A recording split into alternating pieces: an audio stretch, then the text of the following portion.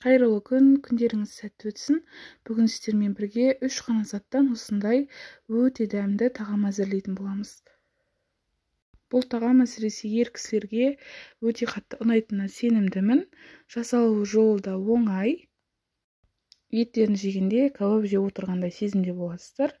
Осындай жұмсақ, ауызда еритін болып піседі. Ең алдымен картоптарымызды жақсылап тазалап алып, жуып аламыз.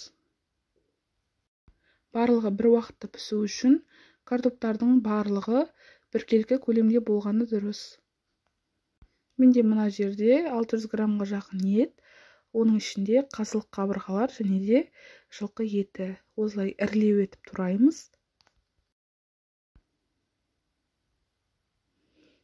Видеодағыдай етіп турап алсаңыздар болады. Және де бір пияз, менде үлкендеу пияз. Мен осы пияздың жартысын пайдаланамын.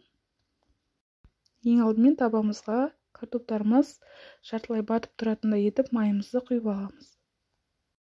Майымызды әбден қыздырып алғаннан кейін картоптарымызды салып, сырты қызыл рең болғанша жақсылап қуырамыз.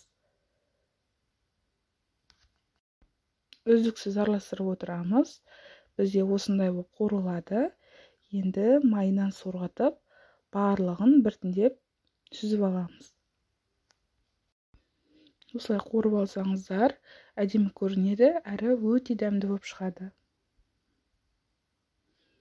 Барлық картоптарды майынан осылай сорғытып, ыдысымызға салып алдық. Енді қазанымызға жаңағы картоптан қалған майдан 100 мг мөлшерінде құйып, қабырғаларымызды, еттерімізді қызартып, жақсылап пісіріп аламыз.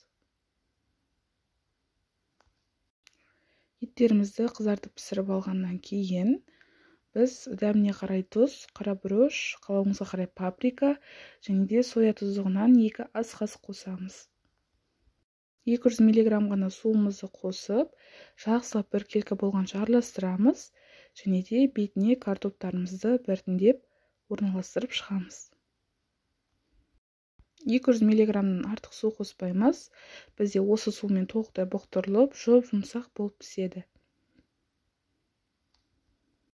Беттеріне осылай жай ғана картоптарды орналастырамыз және де жаңағы үлкендеу пиязымыздың жартысын жартылай сақиналап турап, ең беткі бөлігіне сеуіп шығамыз.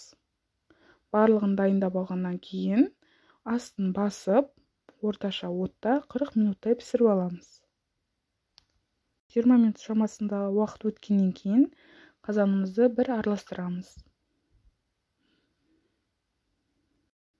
Бір араластырып алып, тағы да бетін жауып 20 минутқа қалдырамыз. Неке бізде өте дәмді болып шығатын кешкі асымыз дайын. Ерекше тағам, үй іштеріңізді жасап қуантыңыздар.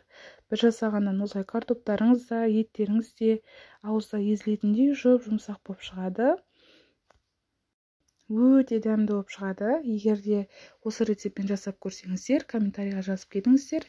Ас болсын!